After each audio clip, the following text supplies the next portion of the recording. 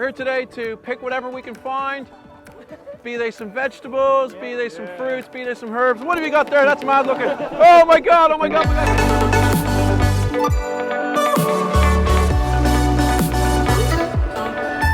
We're here in Shanghai for the Chinese edition of Jameson Grow Your Own Cocktail program. An absolutely buzzing city with 26 million people and some of the world's best bartenders. And they're going to show us the kind of produce that they get inspired by. What we want to see is, we want to encourage them to grow ingredients in their own bars to mix into the tastiest Jameson cocktails that they can create.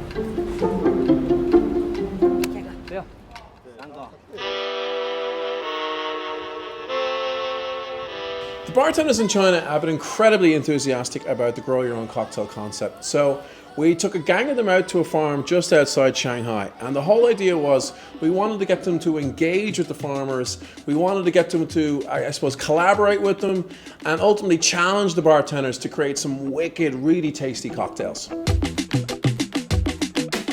Now, I always like to put my money where my mouth is, so I decided to get stuck into this one myself. So I took a nice leisurely stroll around the greenhouses and I picked up some aloe vera, I got some apple geranium, some beautiful fresh fiery ginger, got some beetroot, and I got some rosemary.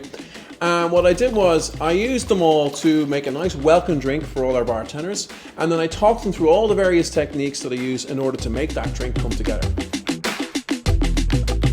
After that then, we let the bartenders run loose on the farm to hang out with the farmers who were showing them exactly what was in season right there and then. They had all different types of like fruits and vegetables and herbs and spices. And the bartenders were able to pick those ingredients and then make their own Jameson cocktails with them. It was so cool.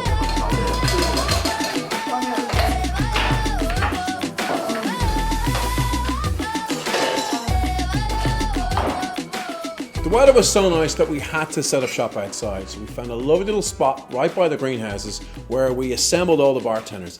They then brought all those amazing ingredients that they picked with the help of the farmers and mixed up some fantastic drinks. And it was really cool to watch them learn in real time everything that the farmers were able to share with them, you know, to make the tastiest, freshest Jameson cocktails.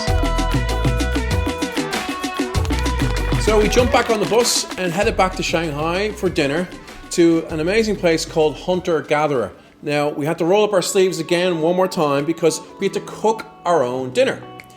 But what was really interesting was the ingredients that we were cooking our own dinner with came from the exact same farm that we just left.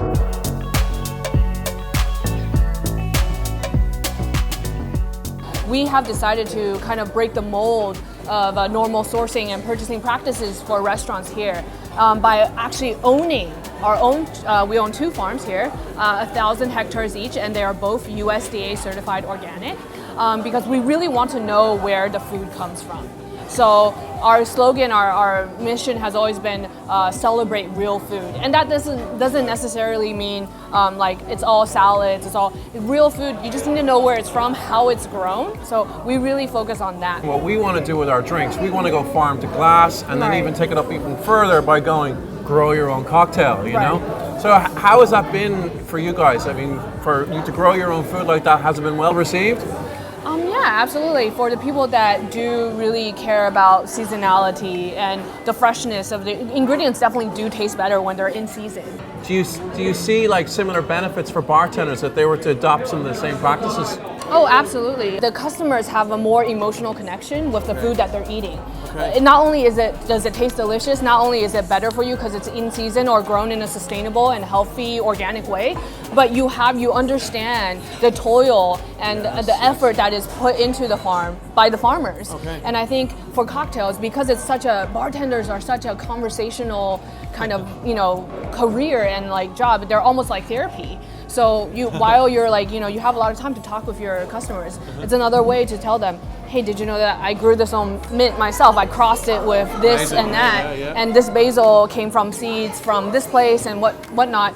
And that's another connection. People are like, oh, I know that cocktail tastes amazing. I'll never find another mojito like that because it is grown by this guy, by this person.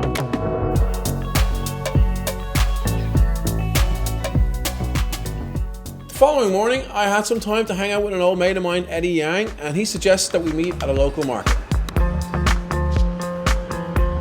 Can you tell me why you brought me down here?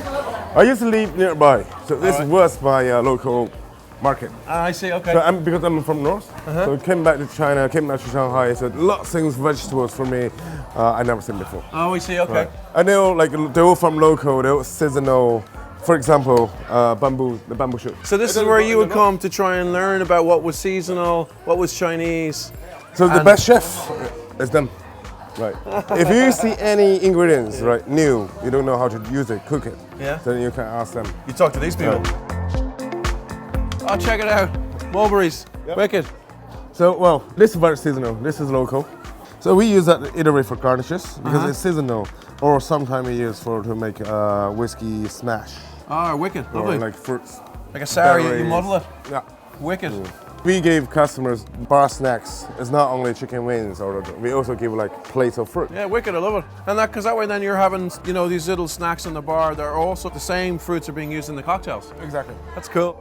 Eddie's actually a real advocate of the grow your own cocktail movement and was only a couple of months away from opening up a brand new bar with a rooftop garden where he would be growing some of his own ingredients.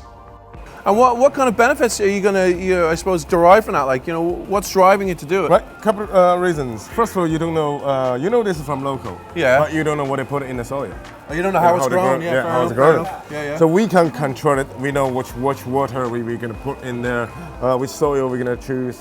Right. Make it organic. Exactly, 100% organic. Wow. Second of all, there's education for customers or our young generation staffs. Okay. And also we have a story to tell. Yeah, big time, big time. Yeah. And Jesus, you know, from a business point of view, the fact that you can actually tell all your customers that these ingredients you grew yourselves, no one else is going to be doing that. Like, it's a great, unique selling point, isn't it? I mean, absolutely. What really impressed me about China was the fact that they're already well ahead of the curve with their own grow your own cocktail culture. You know, you've got the Huntergatherer restaurant that has its own farm.